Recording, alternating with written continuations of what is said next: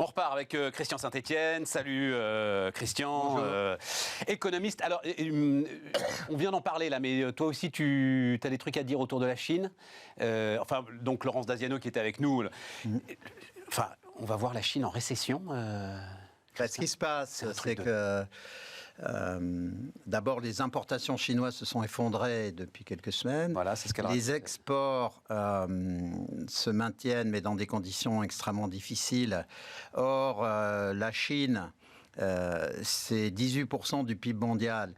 Ce qui correspond exactement à 10 fois le PIB de la Russie, qui est de 1,8. Au passage, si on parle de l'Ukraine et Russie, la Russie sans le pétrole, c'est un PIB de la taille, voire inférieure aux Pays-Bas. Oui, c'est ça. Donc, c'est une compagnie pétrolière, voilà. la Donc, Russie, Gazprom, quoi. Voilà, on revient à la Chine. Donc, la Chine, c'est 18% du PIB mondial, contre 24% du PIB mondial pour les États-Unis. Tout ça en PIB nominal. Ça fait 42% à tous les deux. Deux pays qui, d'ailleurs, dépensent 60%, enfin, représentent 60% des dépenses militaires mondiales. Donc, c'est vraiment deux chiffres à avoir à l'esprit. En 2022, Chine plus US, 42% du PIB mondial, 60% des dépenses militaires. Si on continuait, c'est 80% des licornes en capitalisation boursière et c'est 100% des GAFAM et BATHX. Donc, c'est vraiment deux géants, deux lutteurs colossaux. Et non, mais il y en a un qui est à terre, là.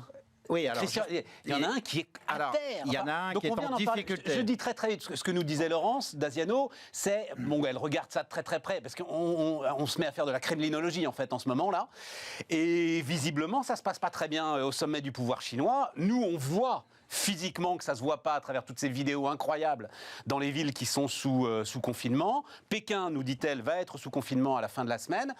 La Chine va être en récession. Enfin, c'est un truc de dingue. Alors, la Chine traverse un conflit politique souterrain depuis 2013.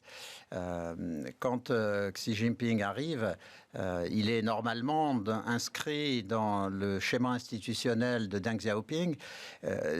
C'est le truc absolument hallucinant du point de vue occidental. Mais Deng Xiaoping avait essayé de construire un système semi-démocratique, mais à l'intérieur du Parti communiste, c'est-à-dire à l'intérieur des 90 millions de membres, et notamment à l'intérieur du Congrès. Et donc, il avait mis en place un système avec des équipes gouvernementales, président et premier ministre, qui changeaient tous les 5 ans et avec mandat non renouvelable la deuxième fois. Donc, on a bien vu dans les 30 dernières années avant Xi que tous les 10 ans, tout le leadership changeait. Et l'idée de Deng, alors il faut bien avoir à l'esprit que la Chine, c'est comme l'Europe. C'est-à-dire, il y a des régions chinoises, c'est l'Allemagne, il y a des régions chinoises, c'est l'Italie, il y a des régions chinoises, c'est le Portugal. Il ne faut pas avoir une image unifiée, même si il y a 90% de Han, l'ethnie dominante. Mais dans ce contexte, il y a des différences de nord-sud, est-ouest, et surtout, il y a des clans. Avec des clans qui disent non, il faut garder la pureté de la doctrine communiste, d'autres qui disent il faut s'ouvrir complètement. Quand on a élu Xi, on pensait qu'il allait continuer l'ouverture. Et puis, en 2018, il se fait élire à vie. En faisant ça, il fait exploser le premier principe posé par Deng Xiaoping, qui est justement ces mandats non renouvelables quand on a fait 10 ans. Le deuxième principe qui fait exploser et qui avait été mis en place par Deng Xiaoping, c'est que plus jamais il y aurait de pensée Mao. Or, il a fait voter la pensée Xi, qui est dans la Constitution. Et depuis août 2018, toute personne qui remet en cause la pensée Xi est exclue du parti. Donc, et enfin, il a utilisé la lutte contre la prévarication pour en réalité casser tous les clans.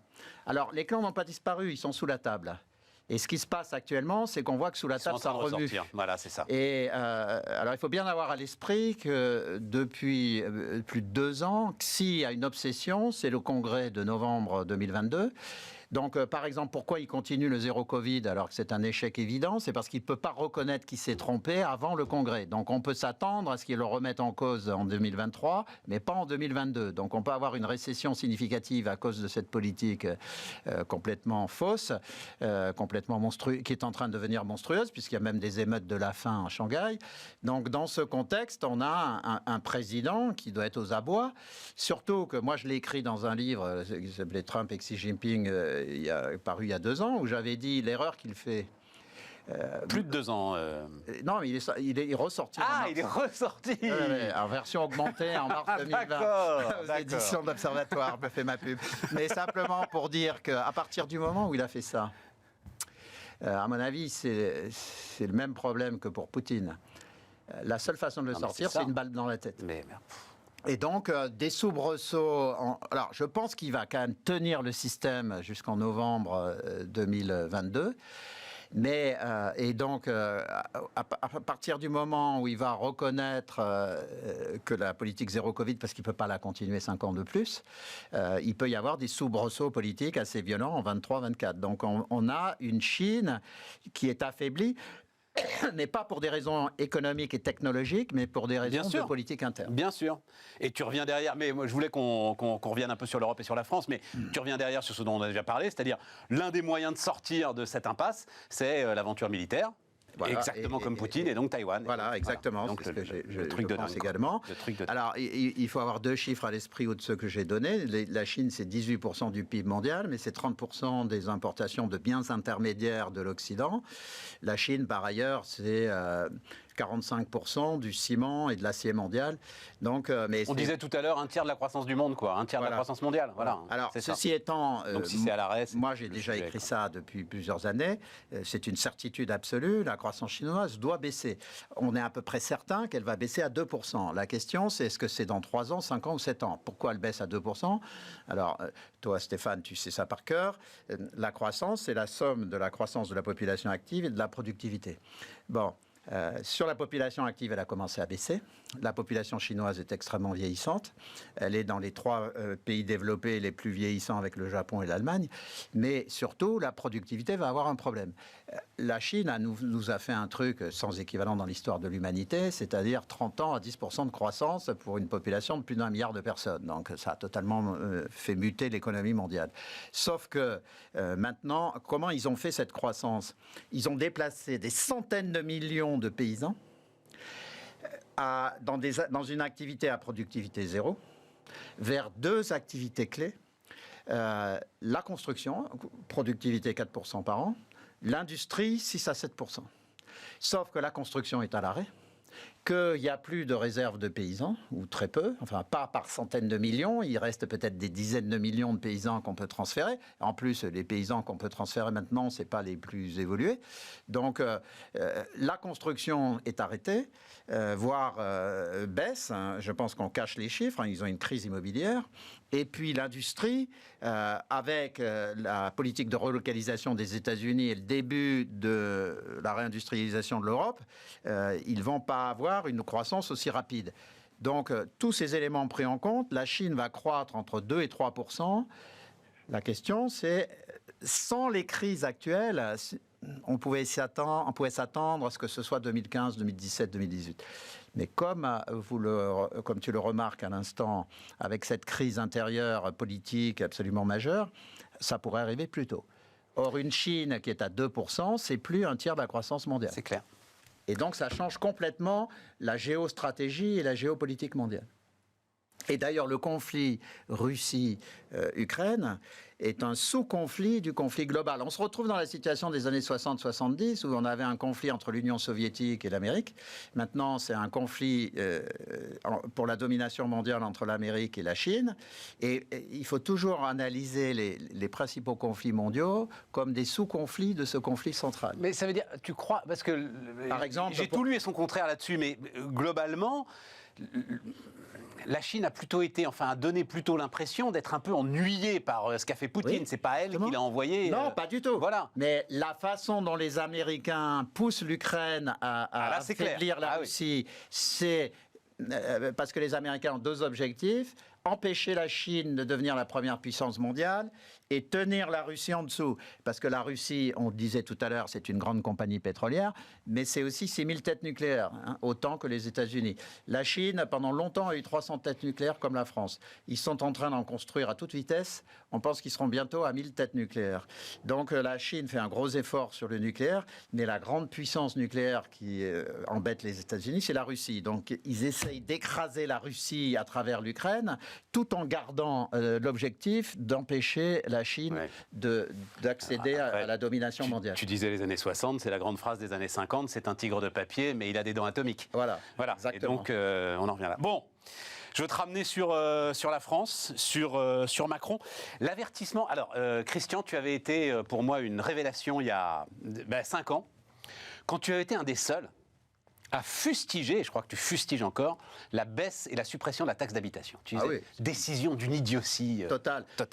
Là, pour des raisons théoriques et pratiques. Bon, et là, on a Villeroy-de-Galhau qui, de manière un peu surprenante d'ailleurs, sort du bois et qui dit « c'est plus possible avec notre situation budgétaire, il faut absolument reprendre le contrôle » et donc plus de baisse d'impôts.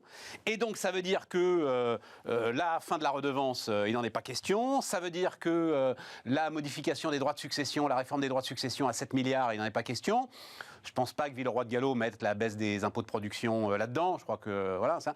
Mais donc, tu dis comme lui, c'est-à-dire ces baisses d'impôts promises, qui, quand tu les regardes, sont quand même, enfin... Quand tu vois les défis qu'on a à relever, qu'on s'intéresse à la redevance télé et aux droits de succession, c'est ahurissant. On n'y touche pas, on laisse tomber, on arrête. Alors la redevance télé, il faut la conserver. C'est insupportable, mais il faut la conserver. C'était moins insupportable quand il y avait la taxe d'habitation. Ouais, voilà, elle était incluse dedans. Dans le package. La taxe d'habitation, ça a été une erreur monstrueuse. La taxe d'habitation, au moment où je l'ai fustigée, il y a 5 ans, j'ai annoncé son retour. J'ai même annoncé son nom. Ça sera l'impôt citoyen. Et la taxe d'habitation va revenir et on va prélever une vingtaine de milliards. Alors, mais attends, c'est quoi cet impôt citoyen? Je n'ai pas entendu parler, moi, de l'impôt citoyen. Non, mais je dis, ça va revenir dans ce que je vais annoncer maintenant. C'est que la France va connaître, à partir de l'automne et en 2023, un moment de Tsipras.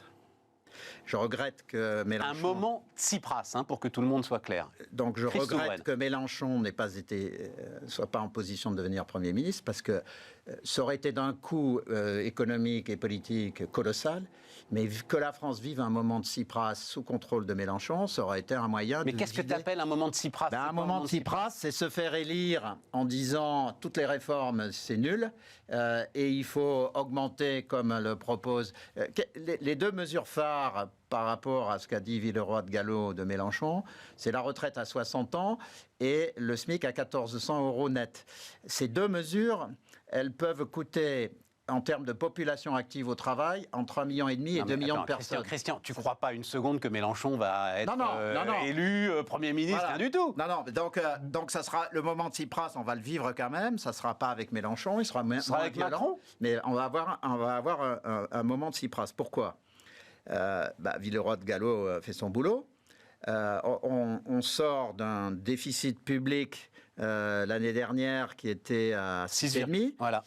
Il est annoncé à 5 cette année, mais il sera à 6. Ouais. Or, les Allemands, depuis 1 an, attendent la fin des élections françaises pour faire remonter les taux à la BCE. Alors, ils vont rester en taux long négatif, en taux long réel négatif pendant encore 2-3 ans parce que tout le monde en a besoin. Mais on va avoir des taux de la Banque centrale, donc le taux refi est à 0, il va passer à 2, 2,5 dans les 2 ans qui viennent. Dans ce contexte, si on est encore à 6% de déficit en 2022, il va falloir passer à 4 en 2023 et 3 en 2024, beaucoup plus rapidement que ce que Macron avait anticipé. Alors, les leviers, c'est bien sûr la réforme des retraites.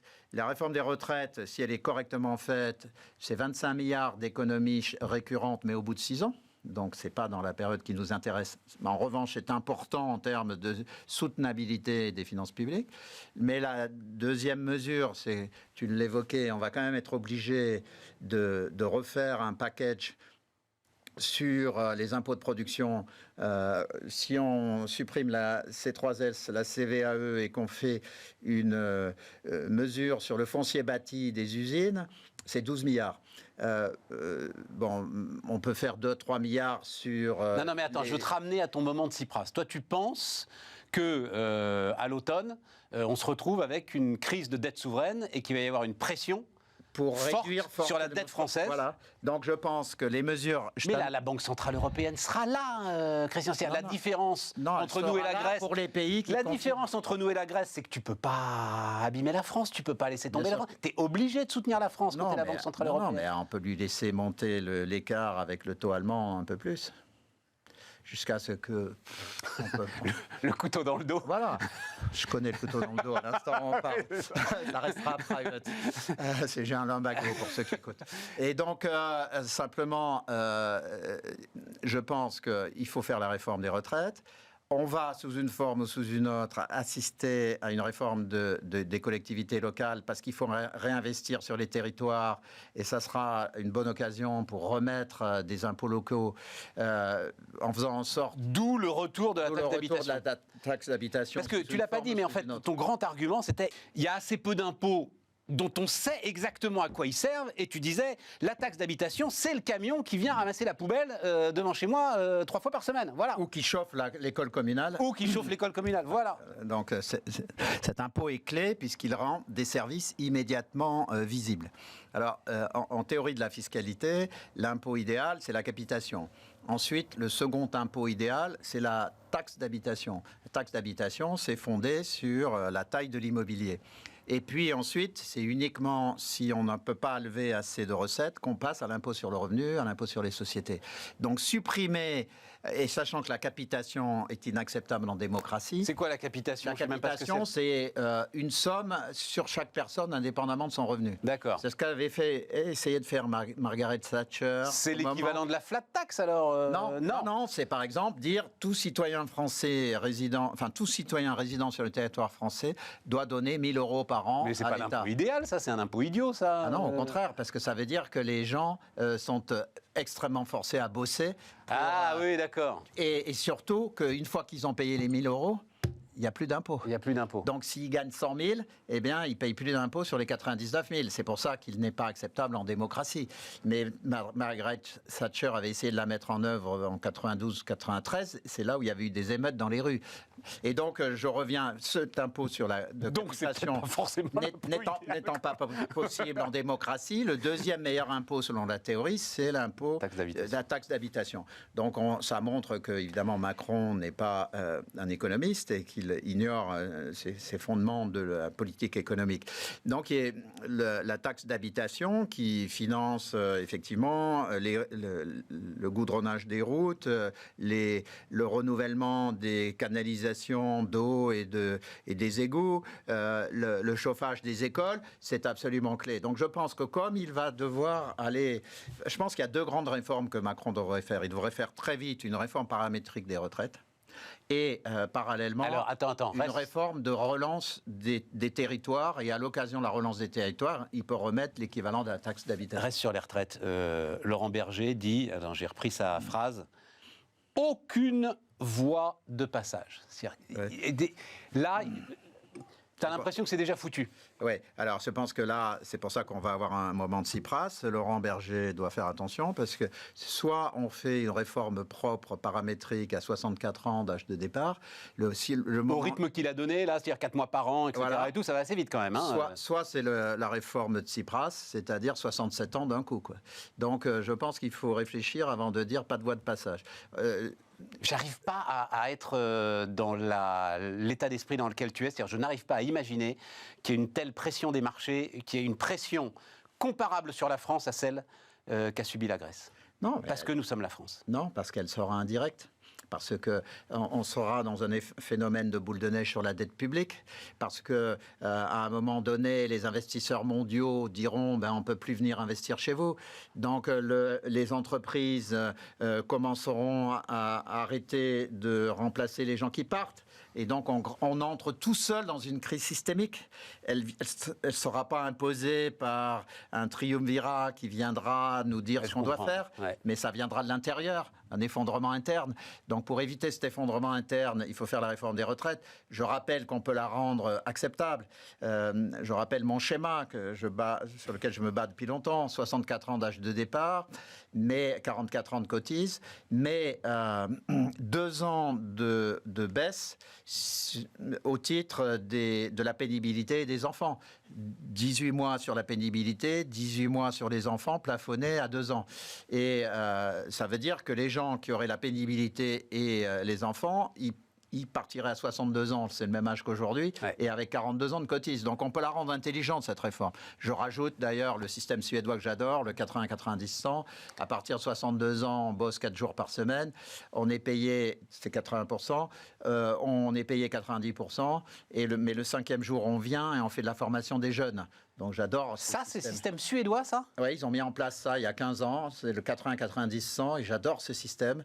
Et à partir de 62 ans, on peut dire aux gens, soit vous partez parce que vous avez pénibilité ou vous avez les enfants, soit vous restez jusqu'à 64-65, mais pendant les 3 dernières années, vous bossez 4 jours par semaine. Et on peut même s'arranger pour que le 5e jour, ça fasse... Christian, moi j'ai une semaine de rab. Je disais ce qu'il disait là, je disais ce que disait Macron pendant son investiture. Agir ne signifiera pas administrer le pays, enchaîner des réformes comme on donnerait des solutions toutes faites à notre peuple. L'action est jumelle du rassemblement, du respect, de la considération. Mais et ça, c'est ce qu'on dit pour se faire élire, mais c'est pour ça. Non, mais moi je me dis, il est en voie de chiracisation en fait. Oui. C'est la malédiction du 2e mandat et en fait il va rien se passer. Non, mais c'est pour ça que le moment de Tsipras, mais vraiment cette émission est fondamentale, on la ressortira dans 1 an. Hein. Ah, mais avec plaisir. Le moment de Tsipras que j'annonce, c'est le moment où il viendra à la télé et dire, ben voilà, je vous avais dit qu'on n'allait rien faire. Et en fait, voilà, il y a un auto-effondrement interne, on est obligé d'y aller. Donc, faisons cette réforme. Et en plus, il peut le tourner positivement. C'est pour ça que, de mon point de vue, il aurait intérêt à l'annoncer dès le discours de politique générale de juillet. Il devrait annoncer la réforme des retraites et la faire passer tout de suite au mois de juillet. Si on fait un paramétrique, ça passe très vite. Hein, il ne faut pas essayer de... Il peut refaire une 2e réforme négociée dans 2 ans avec les syndicats sur le système à points.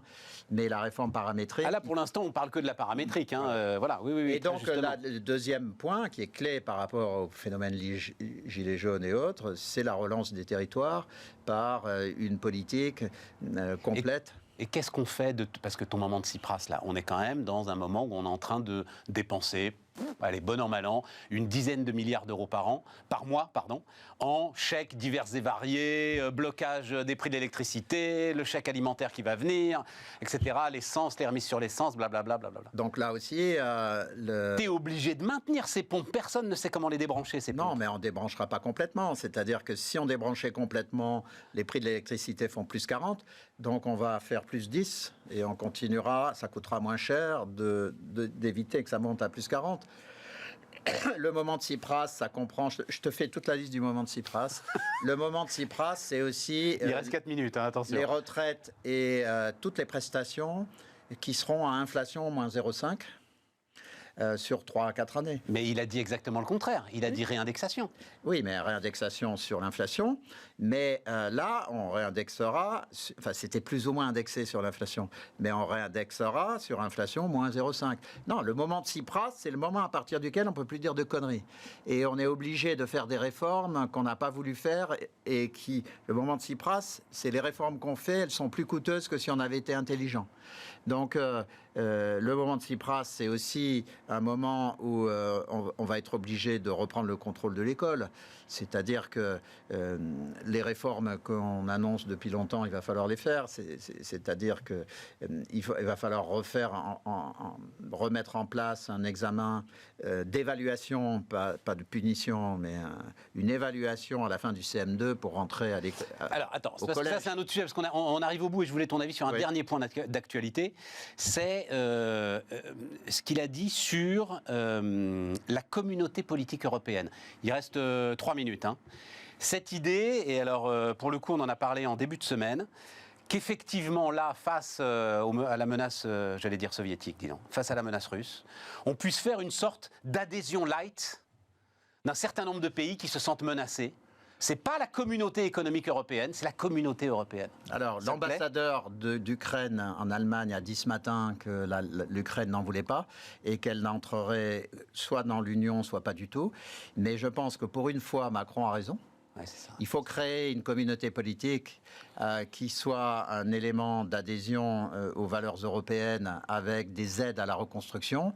Mais on ne peut pas, je suis très clair là-dessus, mais je parle de façon un peu prophétique. Hein. Ce que je dis là, c'est pas ce que les politiques peuvent dire, mais on ne peut pas laisser rentrer l'Ukraine. Elle est aussi pourrie que la Russie en termes d'organisation sociale, en dépit de ce qu'on voit, le comportement admirable du peuple ukrainien. Mais la nomenclatura ukrainienne est aussi pourrie que la nomenclatura russe.